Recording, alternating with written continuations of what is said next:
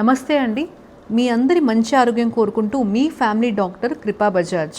బాడీయే కాదు, మీ మైండ్ ఏం కన్జ్యూమ్ చేస్తుందో కూడా మీరు క్రాస్ చెక్ చేసుకోండి. మీ పిల్లలకి మంచి బ్రేక్ఫాస్ట్, మంచి ఆహారం పెట్టడమే కాదు, వాళ్ళు కంటెంట్ ఏం కన్జ్యూమ్ చేస్తున్నారో చూసుకోవడం చాలా ఇంపార్టెంట్.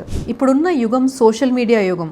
మనం ఏదన్నా ఒక వెబ్సైట్ కానీ లేకపోతే ఏదన్నా ఒక హ్యాండిల్ కానీ తీసుకొని ఆ పోస్ట్లకి సంబంధించిన కమెంట్స్ చూసినట్లయితే కొన్ని చాలా వికృతంగా, చాలా అసహ్యకరంగా, అసభ్యంగా కమెంట్స్ పెడుతూ ఉంటారు. అలాంటి వాటిని మనం చూసినప్పుడు ఏంటి ఇంత వికృతంగా ఉన్నారో అనిపిస్తుంది. ఇది మానసిక రుగ్మత. అంటే వాళ్ళు కంటిన్యూస్గా అన్హెల్తీ కంటెంట్ని కన్జ్యూమ్ చేయటం వల్ల వాళ్ళ మానసికంగా ఎదుగుదల తగ్గిపోవటం, లేకపోతే హార్ష్గా బిహేవ్ చేయడం జరుగుతుంది. సో లేకపోతే రోజు మీరు ముందుకు వెళ్ళటానికి కానీ మీ ప్రొఫెషన్ ఎదుగుదలకి సంబంధించి చూసుకుంటున్నారా మీరు క్రాస్ చెక్ చేసుకోండి.